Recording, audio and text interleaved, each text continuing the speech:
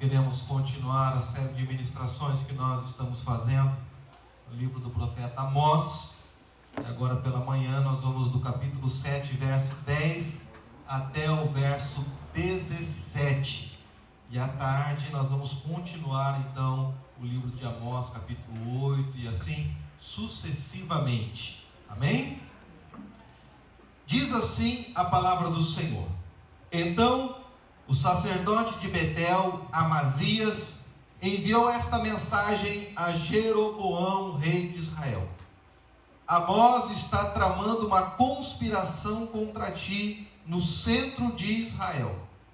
A nação não suportará as suas palavras. Amós está dizendo o seguinte: Jeroboão morrerá à espada, e certamente Israel irá para o exílio, para longe da sua terra natal. Pois Amazias disse a Amós: Vá embora, vidente, vá profetizar em Judá, vá ganhar lá o seu pão. Não profetize mais em Betel, porque este é o santuário do rei e o templo do reino. Amós respondeu a Amazias: Eu não sou profeta, nem pertenço a nenhum grupo de profetas. Apenas cuido do gado e faço colheita de figos silvestres.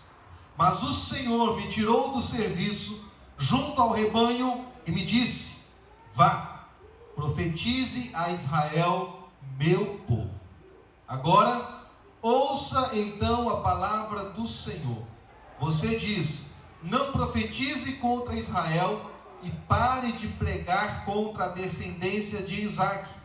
Mas o Senhor lhe diz: Sua mulher se tornará uma prostituta na cidade, e os seus filhos e suas filhas morrerão à espada. Suas terras serão loteadas, e você mesmo morrerá numa terra pagã. E Israel certamente irá para o exílio, para longe da sua terra natal. Amém? Vamos orar ao Senhor. Pai, em nome do Senhor Jesus, nós queremos clamar ao Senhor, ó Deus, nesta manhã, sobre os nossos corações, sobre as nossas mentes. A Tua palavra, ó Deus, ela é atual e ela ministra aos nossos corações aquilo que nós precisamos mudar e nos aproximar do Senhor.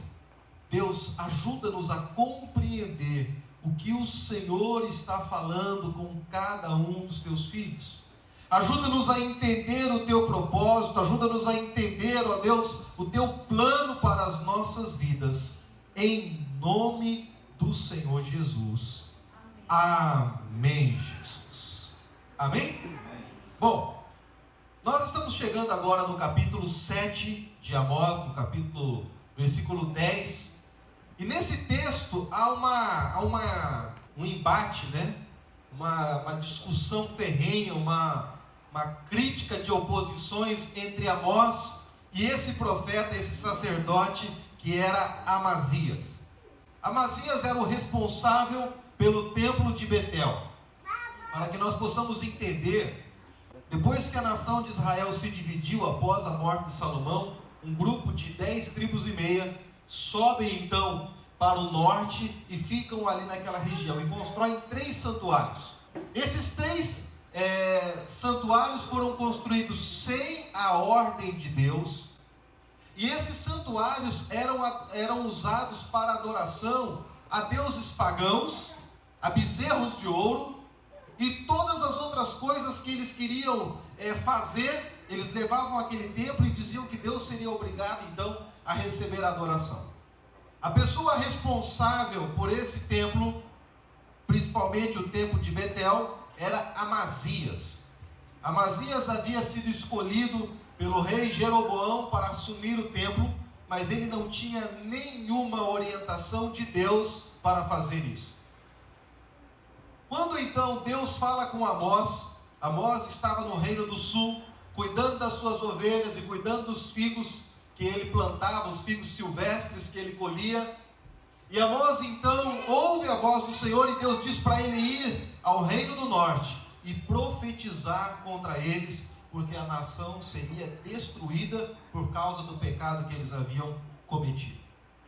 Então começa a haver essa disputa, porque Amós vai na praça e começa a dizer: olha, vocês estão em pecado.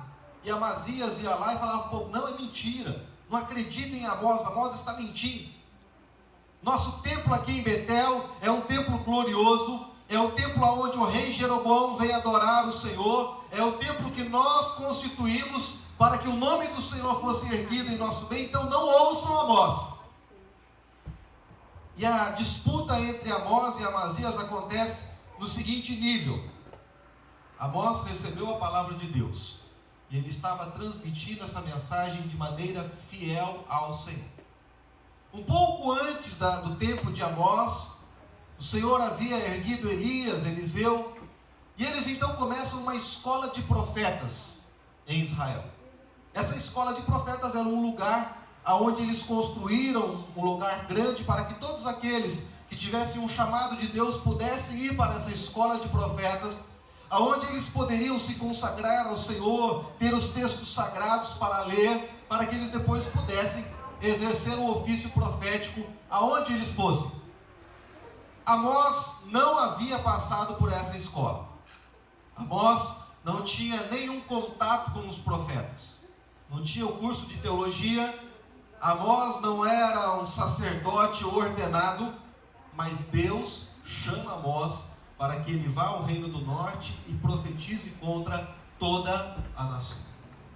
Já Amazias era alguém que havia sido instituído pelo rei Jeroboão, pelas organizações do reino, estava certo, mas diante de Deus estava errado. Amazias não era sacerdote, Amazias não era profeta diante de Deus, ele era uma fraude.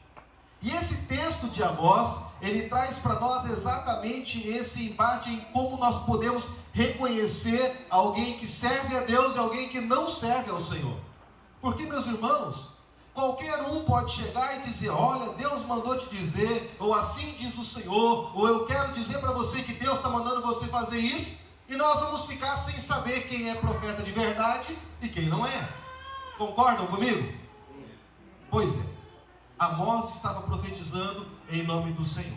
Quando Amazias diz para ele: olha, não profetize mais, primeiro, Amazias vai até o rei e diz assim para o rei: rei, olha, Amós está se levantando contra você. Ele está dizendo para as pessoas que você vai morrer à espada e que Israel vai ser levado para o exílio. Se você não calar Amós, daqui a pouco todo mundo vai estar contra você.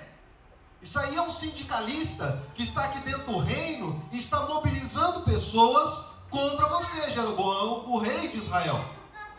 Jeroboão então ouve a acusação que Amazias faz contra Amós e ele diz o seguinte: rapaz, esse Amós aí não tem influência nenhuma em Israel, esse Amós aí não vai conseguir mover ninguém, deixa ele aí, isso aí é um cachorro latindo no meio do reino de Israel, não fará a menor diferença. Amazias então sai da presença de Deus, sai da presença do rei, aborrecido com o rei, e no versículo 12 então, ele vai diretamente até Amós e fala para ele: Amós, vai embora vidente, vai profetizar em Judá, vai ganhar o seu pão em Judá. Ele estava dizendo: Amós, você deve estar profetizando por causa de dinheiro, né?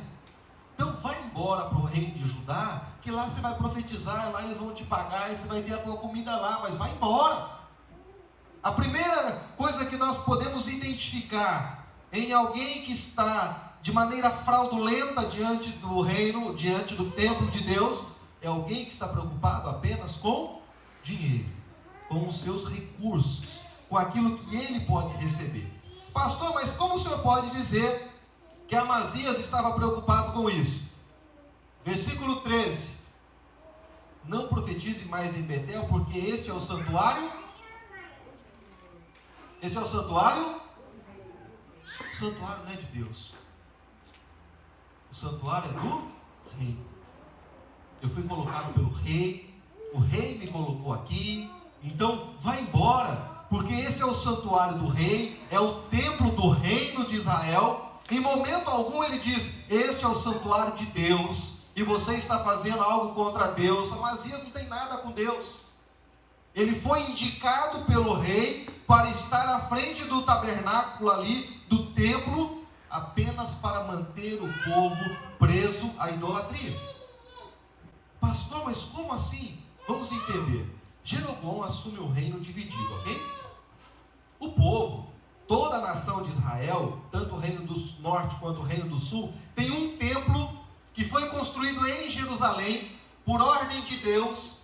Davi juntou os materiais e Salomão edificou esse templo. E todo o povo de Israel deveria vir ao templo 3 vezes por ano, oferecer as suas ofertas e pedir perdão ao Senhor. Ok?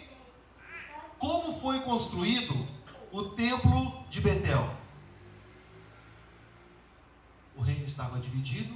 Jeroboão pensou: se o povo continuar indo para Jerusalém para cultuar a Deus 3 vezes por ano, daqui a pouco eles vão e não voltam mais, e eu vou ficar sozinho. Então, para que eles não mais vão para Jerusalém, eu vou construir um templo aqui. E para que o povo bata palmas para mim e fique aqui, eu vou colocar dentro desse templo tudo o que eles querem. E o que eles querem é bezerro de ouro. O que eles querem é adorar os deuses das nações que estão à nossa volta. Então assim eu agrado o povo, construo um templo e o povo vai ficar aqui.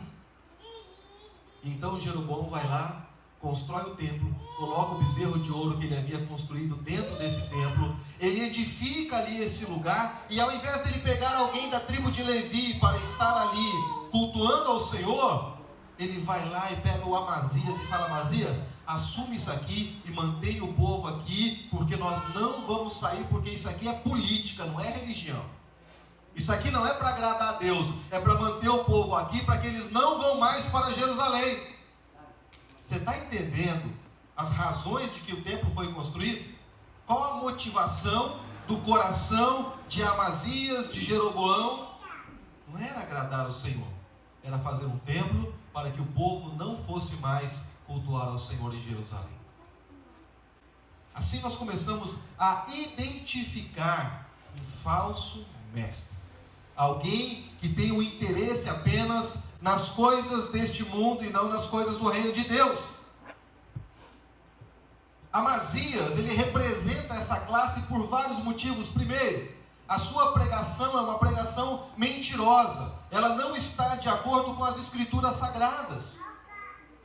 É uma pregação que foi colocada pelo rei para que a nação ficasse cativa em Betel, para que o povo não fosse mais para Jerusalém.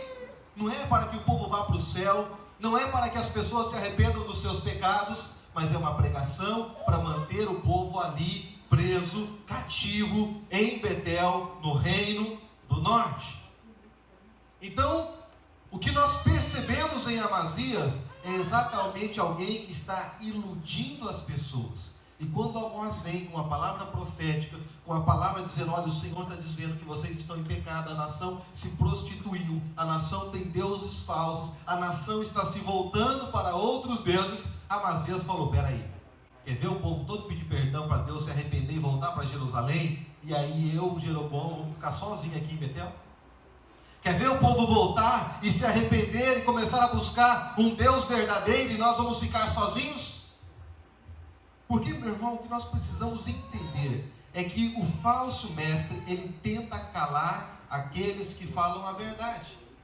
Ele vai lá e fala para o rei: rei, olha o que Amós está fazendo, para que o rei mandasse prender, matar Amós, sumir com Amós. O rei não dá bola para ele. Então, imediatamente, ele vai até Amós e diz: Amós, se cale, chega de falar essas palavras aqui.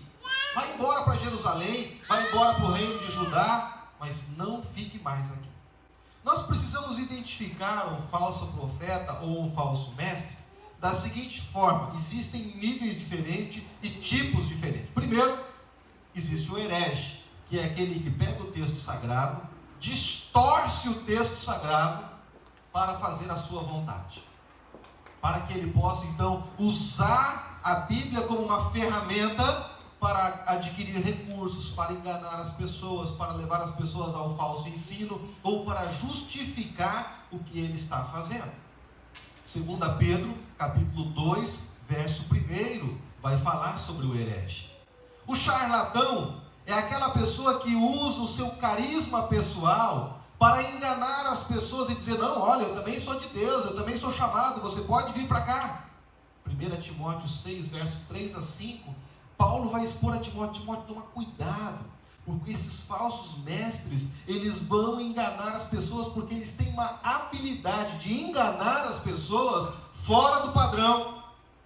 Existe o profeta, 1 João, capítulo 4, verso 1, ele traz uma revelação diferente do que está nas Escrituras. Quando você ouvir alguém dizendo assim, olha, porque Deus me deu uma visão, é um pouco diferente do que está na Bíblia, mas Deus é Deus e faz o que quer. Mentira. Deus está sujeito à sua palavra. Se Ele já disse e já está escrito, mesmo que venha um anjo de luz e traga uma nova mensagem, é para ser rejeitado. Então, a partir do momento que você ouve a seguinte frase, olha, eu tenho uma revelação diferente do que está na Bíblia. Pastor, o senhor não acredita em revelação? Acredito, desde que ela esteja em acordo com as Escrituras sagradas, desde que a palavra de Deus concorde com ela. Agora, se ela vem falando algo diferente da Bíblia, rejeite, porque esse é um falso mestre. O que Amazias fazia? Colocava dentro do templo os bezerros de ouro e adorava, e a palavra do Senhor diz, não fará para ti imagens de escultura. Amazias, o ministério dele já acabou ali, porque ele estava incentivando o povo à idolatria, o que a Bíblia condena. Existe também o divisor, Judas capítulo 1, 18 a 21, e eu estou citando os textos para que depois você possa pegar esses textos um por um, e lá na sua Bíblia e grifar, e você aprender com isso para a hora você conseguir identificar exatamente quem está falando com você.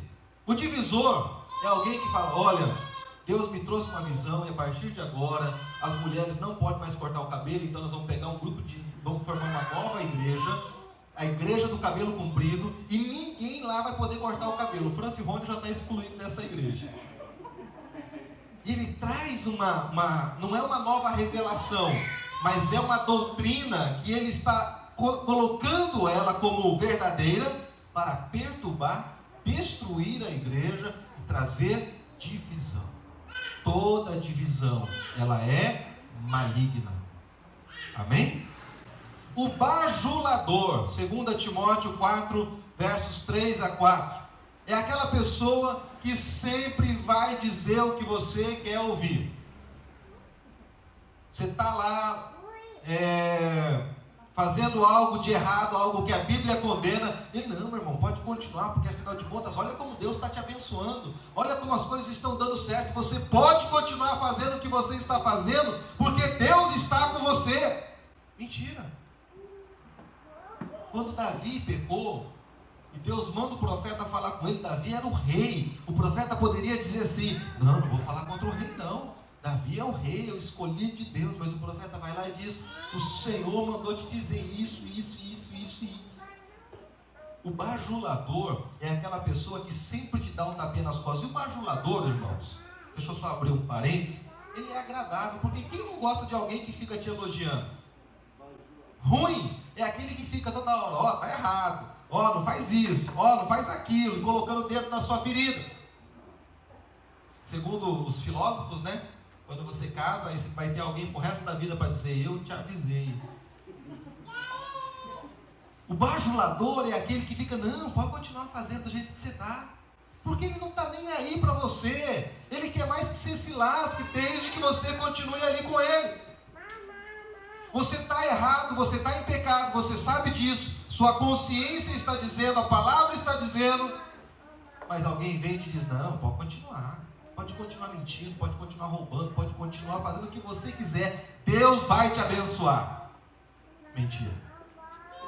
E por último, e não menos importante, o especulador.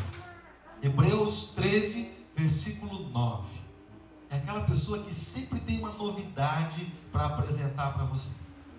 Sempre, olha, agora nós estamos numa nova unção, agora tem um negócio novo, agora tem um negócio sensacional. Eu trouxe isso aqui da última vez e todo dia tem uma novidade para manter as pessoas sempre. O que será que vai acontecer na igreja hoje? O que será que o pastor vai fazer? O que será que o irmão vai trazer? Olha, E ele fica sempre trazendo uma novidade para te manter prisioneiro. E a palavra de Deus, ela é a mesma.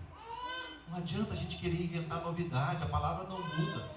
Ela é o texto sagrado de Deus e ela traz orientação para nós. Então, cuidado com esses falsos profetas. Eu ouvi um pastor falando a respeito do falso ensino, e assim ele foi extremamente contundente, porque ele falou: meu irmão, alguém que te prega uma mensagem, e essa mensagem não é o texto sagrado, não traz a orientação bíblica, ela pode fazer chover milagres, ela vai te levar para o inferno, porque Satanás também faz milagres, Satanás também engana, ele faz coisas que você duvida que ele seja capaz de fazer. Ah, pastor, mas eu senti um arrepio assim, meu irmão. Pega a mão e passa no quadro, você vai sentir um arrepio também. Você precisa entender que não é o arrepio, não é o choro, não é o sentimento, mas é a palavra de Deus que nos leva para o céu. Esteja, portanto, atento. A segunda coisa que nós precisamos entender é que Amós representa os mestres fiéis. Qual é a motivação dele? Agradar o Senhor. Ele está ali no ministério, exercendo o seu ministério, não é por falta de opção. Ele podia continuar cuidando das ovelhas dele, ele tinha um rebanho de ovelhas, ele tinha uns figos para serem colhidos, ele abandona tudo e segue ao mandato de Deus. Por quê? Porque Deus falou com ele e ele é obediente ao Senhor. Sabe? Ele não está ali exercendo o seu ministério pensando: poxa, quanto será que eles vão me dar? Não. Ele podia continuar cuidando do seu gado e ele teria um ganho muito maior. Mas ao invés disso, ele deixa todas as coisas e vai para cumprir aquilo que Deus está dizendo. Sabe por quê? Porque ele tem algo que é imutável na sua vida. A presença de Deus é constante. Eu gosto muito dessa figura da bússola, porque você pega uma bússola, você roda, você entra no túnel, sai do túnel, vai para a direita, vai para a esquerda, e ela o tempo todo ela continua apontando para o norte. Ela continua dizendo qual é a direção a ser seguida. Ela não muda porque você girou ela. Você sai girando com ela igual o peão. Quando você para, ela volta e aponta para o norte novamente. Ela continua apontando para o Senhor. Não é a motivação, não é o dinheiro, não é os recursos, não são as pessoas, é a ordem de Deus que ele está obedecendo. Meu irmão, você chegar no meio de um reino, que já deixou outro reino, você é estrangeiro ali, e você dizer: assim diz o Senhor, você está correndo risco de morte. Mas Amós não está preocupado com a sua vida, ele está preocupado em dizer o que o Senhor mandou que ele dissesse. Assim, eu e você precisamos agir, porque o ministério de Deus, ele é um chamado para todos nós. Não, pastor, o senhor que foi chamado e a gente está aqui só para ajudar. Não, todos nós fomos chamados por Deus. Nós somos sacerdotes dentro da nossa casa, nós somos sacerdotes no nosso trabalho, nós somos sacerdotes na nossa escola, nós somos sacerdotes de Deus aonde Ele nos colocar. E a nossa mensagem deve ser: assim diz o Senhor. Não é o que eu penso, o que eu acho. Ah, irmão, eu acho, olha, eu penso. Não. O que Deus diz sobre isso? O que a palavra de Deus nos orienta?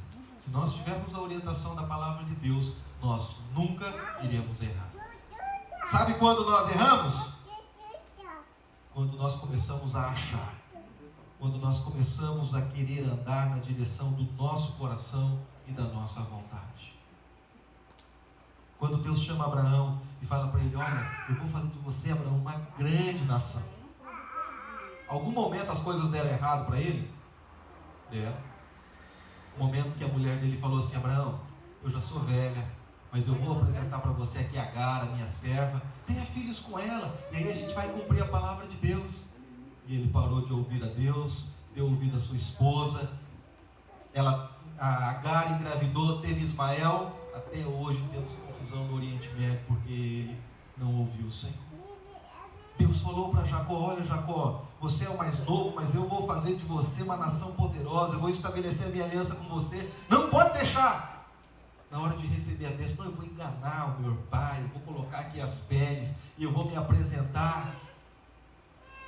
A família foi dividida, teve que fugir para o irmão não matar ele, passou anos escondido, na casa do tio que enganou ele de novo.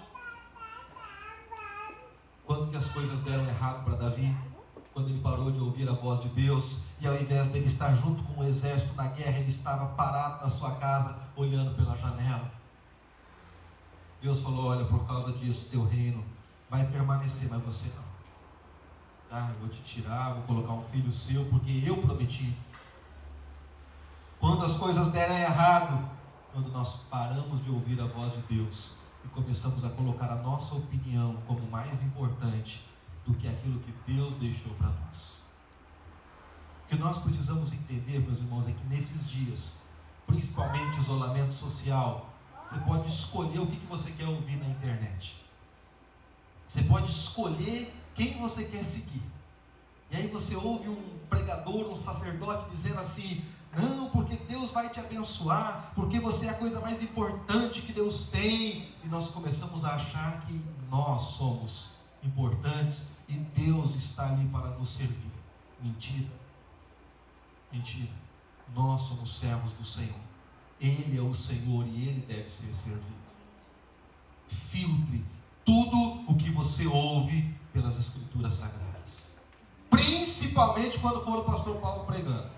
Deixa eu ver se o pastor não está inventando. Esses PowerPoint dele aí, a gente precisa acompanhar os versículos que ele está dizendo para nós vermos se assim está escrito na Bíblia. Amém, Deus. O apóstolo Paulo estava pregando e dizendo: olha, bereanos, vocês são excelentes, porque nós terminamos de ministrar e vocês vão para as Escrituras para ver se é assim mesmo. Vocês estão de parabéns, porque eu posso falhar, meus irmãos, eu não sou perfeito, mas a palavra de Deus dura para sempre. Aleluia, Deus. Você precisa identificar quem é o Senhor na sua vida e seguir o Senhor com todas as suas forças. Você pode identificar o bom ou o mau profeta, o mau sacerdote, pela sua conduta diária. A palavra do Senhor diz: pelos seus frutos os conhecereis. Pela internet todo mundo vive uma vida maravilhosa, né? Não, mas olha, pastor, aquele outro pastor que é bênção, porque eu vi lá no vídeo que... Meu irmão, tão fácil você editar, criar, fazer, botar palminha ali quando você está falando. Mas e os frutos diários? E os frutos todos os dias? E a casa desse homem, como é que anda?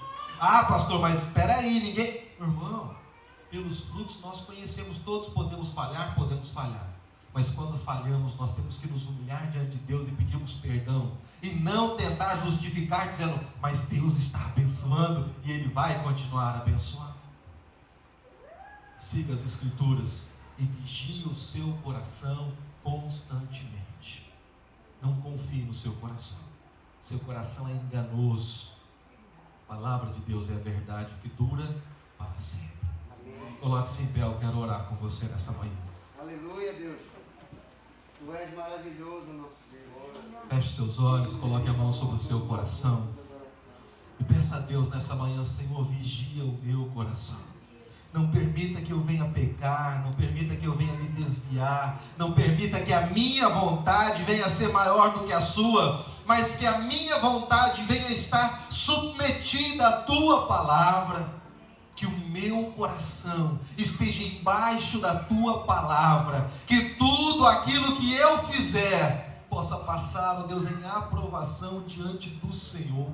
Pai, em nome do Senhor Jesus, eu oro, ó Deus, por cada um dos teus filhos que está aqui conosco, que tem caminhado conosco durante esses anos, não porque nós sejamos perfeitos, mas porque nós todos os dias olhamos para a tua palavra e estamos dispostos a corrigir a nossa vida. Senhor, em nome de Jesus, ajuda-nos, ó Pai, a andarmos em santidade. Ajuda-nos a andarmos, ó Deus, olhando para Jesus, o autor e consumador da nossa fé. Que nós não venhamos nos desviar nem para a direita, nem para a esquerda, mas que nós venhamos andar em fidelidade, em santidade, em amor diante do Senhor, ó Pai. Deus, em nome do Senhor Jesus, olha, ó Deus, para as nossas vidas, ó Pai, tem misericórdia de cada um de nós. Aleluia. Tem misericórdia, ó Deus, do nosso casamento, dos nossos filhos. Tem misericórdia, ó Deus, para que nós possamos estar em obediência ao Senhor em tudo que nós fizermos, ó Pai. Senhor, em nome de Jesus, olha, ó Deus, para a vida de cada um dos teus filhos. Ajuda-nos, ó Pai, a entendermos o teu propósito para cada um. Eu tenho certeza, ó Deus, que o Senhor não trouxe nenhum dos teus filhos aqui sem propósito, mas o Senhor os trouxe, porque o Senhor tem um propósito na vida de cada um deles. O Senhor tem um propósito, ó Pai, em nos usarmos como sacerdotes, aonde nós estivermos. Deus, em nome de Jesus, olha para as nossas vidas e nos ajuda, ó Deus, a sermos santos como o Senhor é santo, a santificar a nossa mente e o nosso coração, porque nós somos, ó Deus, teus filhos e dependemos da tua graça. Oro em nome do Senhor Jesus. Amém, Jesus.